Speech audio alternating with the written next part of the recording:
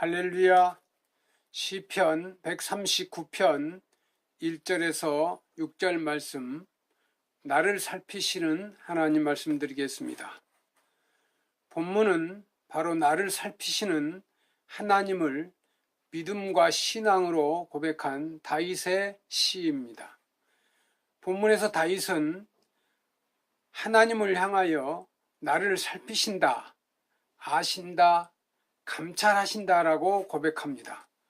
이 다윗의 신앙은 나를 살피시고 하나님이 힘을 주신다고 고백하고 있습니다. 오늘 이 시대를 사는 성도 여러분, 이 다윗의 고백과 신앙을 본받아야 합니다. 우리가 믿는 하나님은 나를 살피시는 하나님이십니다.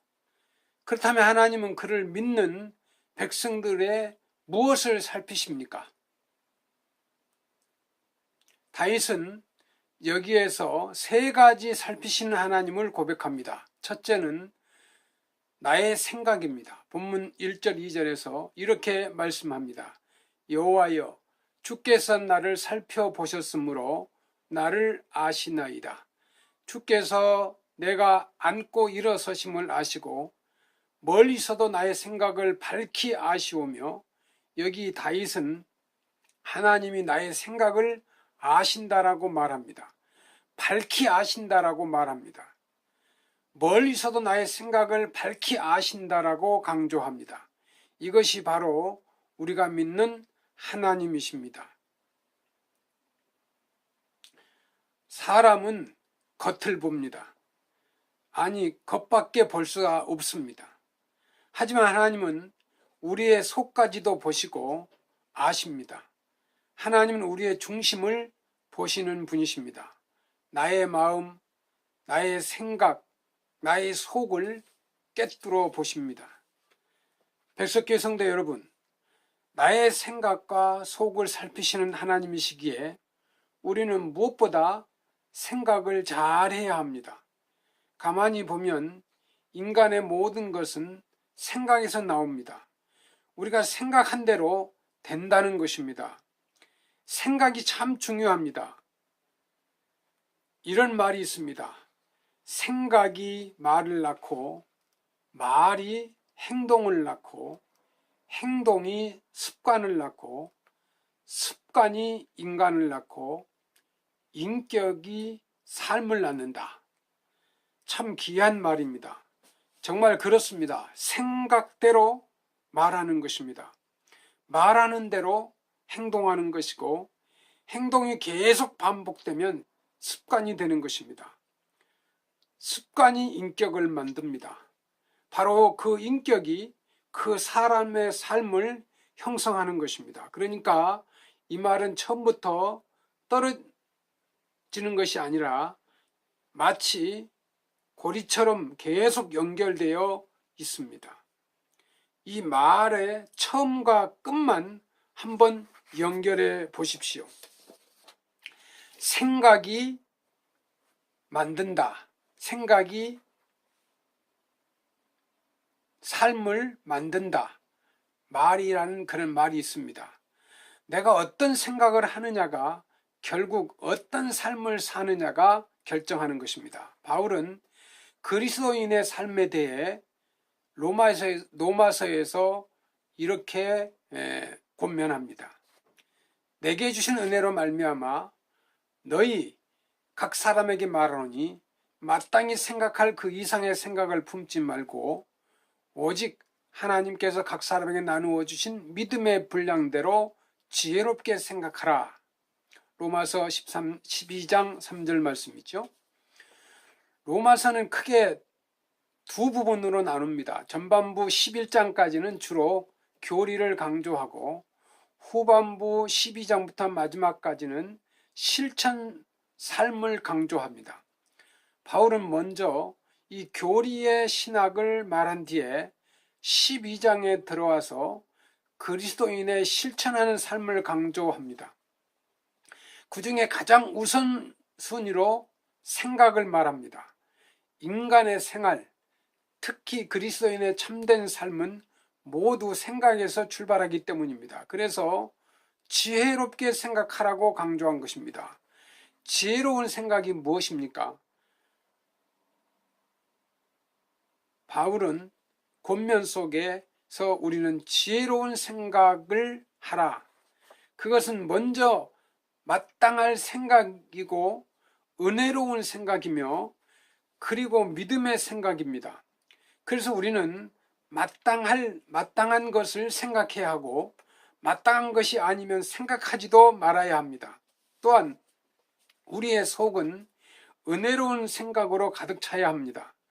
무엇보다도 믿음의 생각을 해야 합니다. 믿음이 무엇입니까? 믿음은 바라는 것들의 실상이요 보지 못하는 것들의 증거라고 말합니다. 눈에 보이지 않는 것, 보는 것을 지금 마치 내 눈으로 보는 것처럼 보는 것이 믿음입니다. 그러므로 믿음의 생각을 넓게 보는 것이고 멀리 보는 것이며 깊이 보는 것입니다. 믿음의 사람은 근시 안적으로 사는 삶이 아닙니다. 멀리 보는 사람입니다. 그래서 지혜로운 사람은 멀리 보는 것입니다. 믿음의 생각은 10년, 20년을 앞서가는 것입니다. 믿음의 사람은 이 장래를 생각하면서 오늘을 준비하는 삶입니다. 이것이 지혜로운 생각입니다. 여러분, 하나님은 나의 생각을 살피십니다. 그래서 이제 지혜롭게 생각하며 살아야 합니다. 마땅히 생각할 것을 생각하고 은혜로운 생각을 하고 무엇보다도 믿음의 생각을 하면서 하나님의 뜻을 이루어 가시기를 바랍니다. 4절 말씀을 보십시다.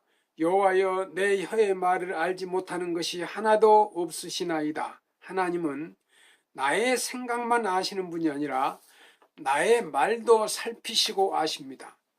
이것이 우리가 믿는 하나님이십니다. 하나님은 소통의 존재라고 합니다. 사람은 소통의 존재라고 합니다. 하나님은 오직 사람에게만 언어를 주셨고 사람은 말로 소통하며 자기 의사를 표시하면서 힘을 모았습니다. 그래서 우리는 말로 대화하고 소통합니다. 사람이 소통이고 교제가 소통이고 사랑이 소통이고 설교도 소통입니다. 이처럼 중요한 것이 바로 말인데 어떤 말은 잘 알아듣지 못하는 것이 있습니다. 말을 하는데 도무지 알아듣지 못합니다. 갓난아이의 말이 그렇다고 봅니다. 아이가 말을 배우기 시작하면서 옹알이를 합니다. 그러면서 뭔가 자기 의사를 표현하기 시작합니다. 그런 아이의 말은 사실 제대로 하는 말이 아닙니다.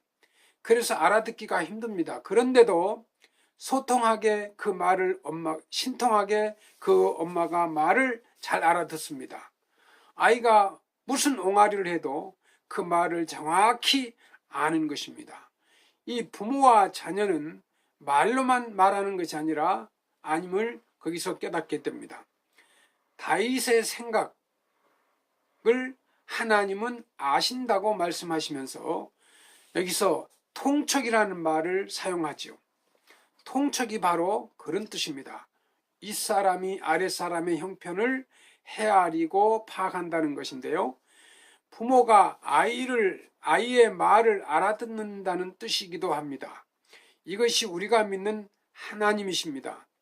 출애굽기에서 광야 시대에 이런 일이 있었습니다. 모세는 12지파의 대표를 뽑아 가나안을 탐지하게 했습니다. 그런데 가나안을 탐지하고 돌아온 정탐꾼들의 보고가 달랐습니다.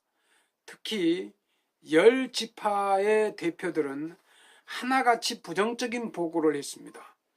보고가 끝나자 백성들은 아수라장이 됐습니다.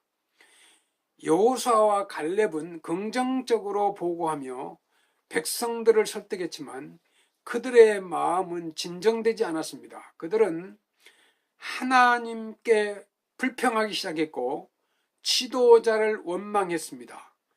애굽에 매장지가 없어서 광야에서 우리를 죽게 하느냐고 말합니다. 도저히 들어가지도 못할 가나안으로 어떻게 들어가겠느냐고 말합니다. 이런 백성들의 원망과 불평의 말이 하늘에 사무칠 때 하나님은 이렇게 말씀하셨습니다. 너희 말이 내 귀에 들린 대로 내가 너희에게 행하리라. 민수기 14장 28절입니다. 성도 여러분, 이 말씀은 위로의 말씀이지만 또한 두렵고 떨리는 말이기도 합니다. 우리의 입장에서 나온 말은 하나님이 들으시고 듣는 대로 행하겠다는 것입니다. 그러니까 간다고 말하는 자는 가고 못 간다고 말하는 자는 못 간다는 것입니다. 무엇이든지 한다고 말하는 자는 하고 못한다고 말하는 자는 못한다는 것입니다. 우리의 입에서 축복을 말하면 축복을 주고 만약 저주를 말하면 저주하겠다는 것입니다. 우리의 말대로 되게 한다는 것입니다. 백석교회 성도 여러분, 하나님은 우리의 말을 살피십니다. 이런 하나님께 우리가 기도로 나아가야 합니다. 그래서 나의 작은 신음에도 응답하시는 하나님의 위로로 힘을 얻어야 합니다. 그리고 긍정적인 말, 좋은 말, 은혜로운 말을 해야 합니다. 말한 대로 하나님이 시행하기 때문입니다. 나의 말을 아신 하나님 앞에 날마다 기도하고 좋은 말, 바르게 말하며 살기를 바랍니다. 3절에서 이렇게 말합니다. 나의 모든 길과 내가 눕는 것을 살펴보셨으므로 나의 모든 행위를 익히 아시오니, 여기 하나님이 나의 행위를 아신다고 말합니다. 모든 행위를 익히 아신다고 말합니다. 여기 익히라는 말은 확실히, 또렷이라는 뜻이 있습니다.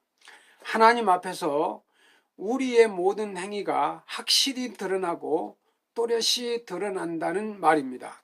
하나님은 우리의 생각도 아시고 말도 아시지만 행위를 아십니다. 생각, 말, 행위, 이것은 곧 우리의 삶의 전부이기도 합니다. 하나님 앞에서 우리의 삶은 전부 드러나고 하나님은 나의 모든 것을 통찰하고 살피고 다 아신다는 말입니다. 다윗의 생애를 보면 그의 이 고백은 두 가지 측면에서 중요한 의미가 있습니다. 먼저 그가 범죄의 행위를 아신다는 뜻입니다. 다윗은 간음죄와 살인죄를 저질렀습니다. 그가 이런 죄를 범할 당시 그는 아무도 모르는 것처럼 행동했습니다. 사실 사람들은 몰랐습니다. 누구도 알 수가 없었습니다. 하지만 하나님은 그의 행위를 또렷이 보고 계셨습니다. 나단 선지자의 책망의 소리가 들려올 때 그는 겸손히 엎드린 것도 하나님이 아시고 그분의 소리를 들었기 때문입니다. 사람은 속여도 하나님은 속일 수 없다는 것입니다. 다윗이 바로 이것을 깊이 깨달은 뒤에 여기 나의 행위를 아신다고 끝을 맺습니다. 하나님이여, 나를 살피사 내 마음을 아시며 나를 시험하사 내 뜻을 아옵소서. 내게 무슨 악한 행위가 있나 보시고 나를 영원한 길로 인도하소서. 이것이 바로 다윗의 신앙입니다. 신앙인도 잘못할 수 있고 죄를 범할 수 있습니다. 나의 행위가 온전하지 못합니다. 실수하고 잘못하고 죄를 짓고 하나님을 실망시킬 수 있습니다.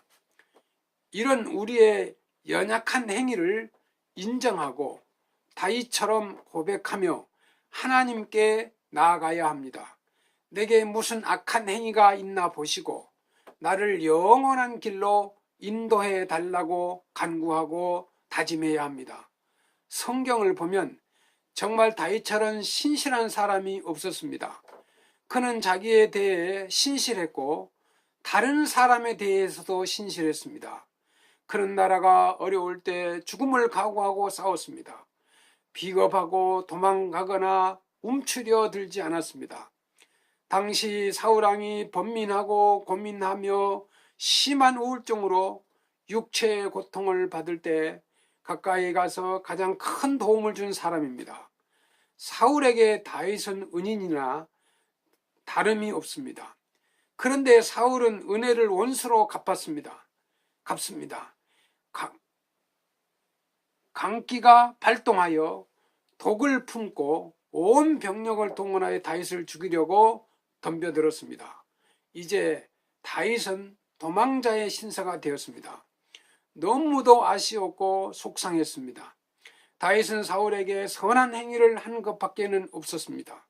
그러나 그에게 돌아오는 것은 고통과 시련이었습니다. 그때가 참 힘들었던 생애였습니다. 많이 울었고 많이 힘들었습니다. 다윗이 이에서 하나님을 발견합니다. 바로 하나님이 나를 살피신다는 것입니다. 하나님이 나를 아시고 나의 행위를 아시고 나의 사정과 형편을 익히 아신다는 것입니다. 다윗은 이런 믿음을 가졌습니다. 하나님만이 나의 중심을 아신다는 그 믿음이 고통과 시련의 때를 이기고 감당할 수 있는 일호로 힘을 얻었습니다. 그 믿음으로 지금 다윗은 하나님께 고백하는 것입니다. 별석교회 성도 여러분, 하나님은 나를 살피시는 분이십니다.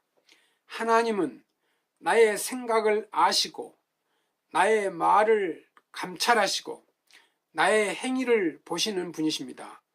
이런 하나님을 굳게 믿으며 이제 나의 악한 행위를 다 내려놓고 선한 길을 가야 합니다. 또한 나의 약한 모습도 내려놓고 주님의 돌보심 속에 힘을 얻어야 합니다. 이런 하나님께 늘 지혜로운 생각을 하면서 하나님께 가장 선한 말, 기도와 찬송으로 승리하며 살기를 주의 이름으로 축원합니다. 감사합니다.